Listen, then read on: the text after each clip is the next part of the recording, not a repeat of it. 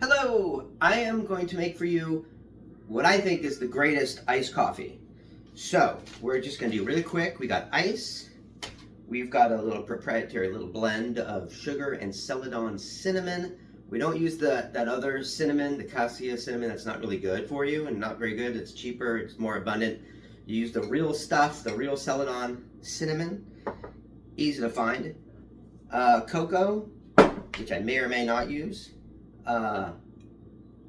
What is this? This is cold brew, and I put it in here because we're not like sponsored by this company, and it might not be your favorite, and I figure use your favorite cold brew.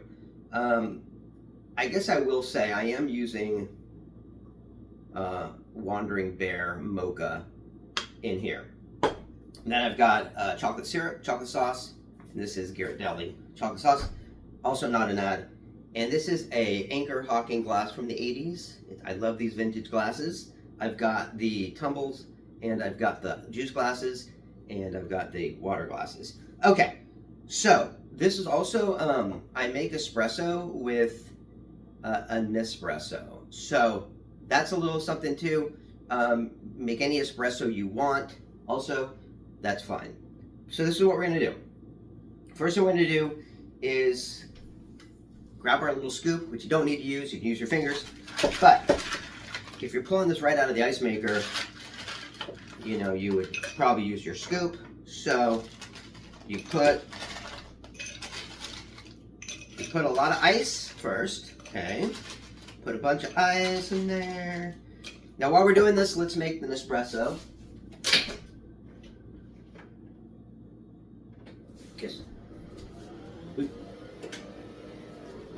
Okay, so we do that. All right, then we pour the cold brew about a third. Well, I guess that's more like a half. Okay. Then, while we're doing the espresso, and we grab our. This is a little auto frothing machine, and this actually came with my Nespresso, but you can get these. Bodum has one on Amazon, and they're all great, and they've got like a little thingy, you know, a little twirly twirl steamer thingy, and this it's just a frother, right? A little auto frother. So we're gonna do that. Then in the auto frother, we're gonna put a little bit of oat milk, because now obviously you can use milk for this if you want. I am a bit lactose intolerant, so I use oat milk for this. And then you get this thing going. You get that thing going, and then in that is what you're going to put the sugar and cinnamon, and slowly, so it doesn't halt the frother, because if you put it in too quickly, it will gum up the works. So yeah, that's a pain. All right, so you put a couple of scoops of this. See how that did that? It gummed up the works there. Okay.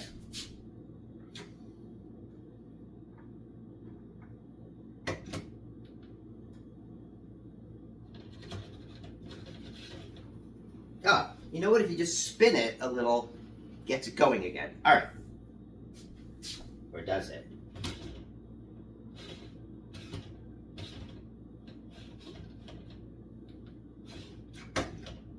Okay. Yeah, see, it's a little. Okay. Okay, so while that's going, then you take your Ghiradelli.